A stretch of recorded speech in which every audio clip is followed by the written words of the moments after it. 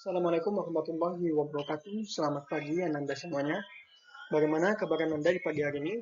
Bapak harap Ananda semua dalam keadaan sehat walafiat dan semangat dalam menjalankan aktivitas ibadah puasanya pada pagi hari ini sampai dengan waktu berbuka nanti. Baiklah Ananda, pada pagi hari ini ya, sebelum kita memulai pembelajaran kita, ada baiknya kita berdoa terlebih dahulu meminta kepada Allah Subhanahu wa taala semoga pembelajaran kita pada pagi hari ini diberikan kemudahan dan juga kelancaran. Baik, pada pagi hari ini kita melanjutkan pembelajaran kita di pembelajaran ketiga, subtema 3, tema 7. Nah, pada pembelajaran ketiga ini, kita akan membahas tentang bermain di kebun sekolah. Nah, di situ kita lihat ada anak-anak yang sedang istirahat dan ada yang membaca buku dan ada yang sedang bermain di kebun sekolah. Saat istirahat, Siti dan teman-temannya bermain di kebun sekolah. Di kebun sekolah terdapat tanaman obat keluarga atau yang disingkat dengan toga. Siti duduk di kursi sekitar kebun sekolah. Mereka membaca buku cerita sambil menikmati keindahan kebun. Di kebun tampak kupu-kupu sedang terbang di antara tanaman. Dayu menyukai buku cerita binatang. Nah, jadi pada saat istirahat, Siti dan teman-temannya bermain di kebun sekolah. Nah, di sekitar lingkungan sekolah itu terdapat tanaman obat keluarga atau yang disebut dengan toga. Nah, pada saat bermain dan menikmati keindahan kebun, mereka melihat kupu-kupu yang sedang terbang di antara tanaman. Nah, sekarang kita akan mencoba, ya, Bapak akan mencoba membacakan cerita tentang kupu-kupu berhati mulia. Mohon didengarkan dengan saksama. Dikisahkan pada suatu hari yang cerah, ada seekor semut berjalan-jalan di kebun sekolah. Ia sangat senang karena bisa berjalan-jalan melihat kebun sekolah yang sangat indah. Sang semut berkeliling kebun sekolah sambil menyapa binatang-binatang yang berada di kebun sekolah itu. Ia melihat ke sebuah kepompong yang sedang menggantung di ranting. Sang semut mengejek bentuk kepompong yang jelek dan tidak bisa pergi kemana-mana. Hai kepompong, alangkah buruk nasibmu. Kamu hanya bisa terdiam dan bergantung di situ. Ayo jalan-jalan, lihat kebun sekolah yang luas dan indah ini. Bagaimana nasibmu bila ranting itu patah? Kepompong itu hanya terdiam. Hingga pada suatu hari semut berjalan-jalan di kebun sekolah itu. Karena hujan, kebun sekolah itu dipenuhi lumpur sehingga semut pun tergelincir dan jatuh ke lumpur. Semut itu jatuh. Semut itu berteriak minta tolong sekencang mungkin. Tolong bantu aku mau tenggelam. Tolong, tolong, tolong aku. Untunglah saat itu ada seekor kupu-kupu terbang melintas. Kemudian kupu-kupu itu menjulurkan sebuah ranting ke arah semut. Semut peganglah erat-erat ranting itu. Nanti aku akan mengangkat ranting itu. Lalu si semut memegang erat-erat ranting itu. Dengan sekuat tenaga, kupu-kupu mengangkat ranting tersebut. Kemudian kupu-kupu menurunkannya di tempat yang aman. Semut berterima kasih kepada kupu-kupu karena menolong nyawanya. Aku adalah kepompong yang pernah kau ejek, kata si kupu-kupu. Ternyata kepompong yang dulu diejek semut sudah menyelamatkannya.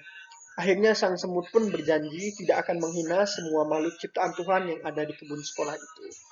Nah, itulah tadi tentang cerita kupu-kupu berhati mulia ya. Jadi pada awalnya si kupu-kupu itu bergantung di sebuah ranting pohon ya. Sebelum dia menjadi kupu-kupu, dia awalnya adalah sebuah kepompong. Jadi dia tidak bisa kemana-mana dan hanya merekap di ranting. Sedangkan si semut selalu mengejeknya. Hingga akhirnya suatu hari pun ya, si semut itu pun jatuh tergelincir ya, dan akhirnya seekor kupu-kupu menyelamatkannya. Dan akhirnya si kupu-kupu pun mengaku bahwa dia adalah kepompong yang dulu pernah dia ejek. Akhirnya si semut pun meminta maaf ya dan menjanji tidak akan mengejek lagi atau menghina semua makhluk ciptaan Tuhan yang ada di kebun sekolah. Nah, sekarang jawablah 7 pertanyaan ini ya. Pertanyaan ini semua jawabannya berkaitan dengan teks bacaan tentang kupu-kupu berhati mulia tadi. Jadi jika ingin jawabnya, boleh sambil kalian lihat kembali di buku kalian tentang cerita yang sudah Bapak bacakan tadi. Sebelum bermain ke kebun sekolah, Siti dan teman-temannya pergi ke perpustakaan terlebih dahulu. Mereka gemar meminjam buku cerita. Siti membaca buku cerita di sekitar kebun sekolah. Nah, biasanya pada saat kita ya sedang membaca buku di perpustakaan sekolah, pasti setiap kalian mempunyai hobi atau kesukaan untuk membaca buku yang berbeda-beda ya.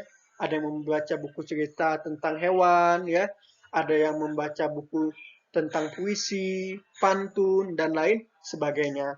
Sekarang coba diskusikan dengan orang tuamu, bagaimana sikapmu terhadap teman yang memiliki kegiatan kesukaan di perpustakaan yang berbeda. Lalu tuliskan hasil diskusinya di kolom yang sudah tersedia ini. Di meja perpustakaan terdapat tumpukan buku. Ada yang terdapat 2 buku, ada yang berisi 3 buku, ada yang berisi 4 buku. Nah, ayo perhatikan beberapa tumpukan buku berikut. Buku yang berdiri dapat dinyatakan dengan pecahan, ya seperti pada pembelajaran sebelumnya kita menyatakan pecahan dari pada buku yang sudah ada, ya. Misalnya yang pada gambar nomor 1, buku yang berdiri dapat dinyatakan dengan pecahan berapa buah buku yang berdiri. Misalnya ada 3 buku yang berdiri, maka 3 per berapa semua buku yang ada, ya dijumlahkan semuanya, itulah hasilnya nanti 3 per berapa, ya. Pernya itu adalah yang di bawahnya ini adalah semua total buku yang ada di gambar yang dipertanyakan. Pada setiap tumpukan buku paling atas bertanda X, ya paling atas bertanda X. Pasangkanlah bilangan pecahan yang sesuai dengan pecahan yang menunjukkan banyak buku yang bertanda X pada tumpukan buku berikut ini. Nah, jadi kalian diminta untuk memasangkan sesuai dengan gambar yang juga bilangan yang ada di sini. Nyatakan ya. Misalnya yang nomor 1 itu di sini buat garis seperti ini ya. Begitu juga untuk soal-soal yang lainnya. Nah, baiklah anak-anak, untuk pembelajaran pada pagi hari ini cukup sampai di sini dulu. Jangan lupa untuk tugas-tugasnya tadi dikerjakan dengan penuh semangat dan juga tanggung jawab. Kerjakan di buku latihan kalian, sertakan nama, hari, dan tanggalnya di setiap lembar tugasnya. Jangan lupa untuk selalu menjaga kesehatan kalian dengan mengikuti protokol kesehatan, selalu mencuci tangan, menggunakan masker, dan menjaga jarak. Semoga kita semua selalu sehat dan terhindar dari wabah penyakit ini. Baiklah, Bapak akhiri dengan wabillahi taufik wal hidayah. Wassalamualaikum warahmatullahi wabarakatuh.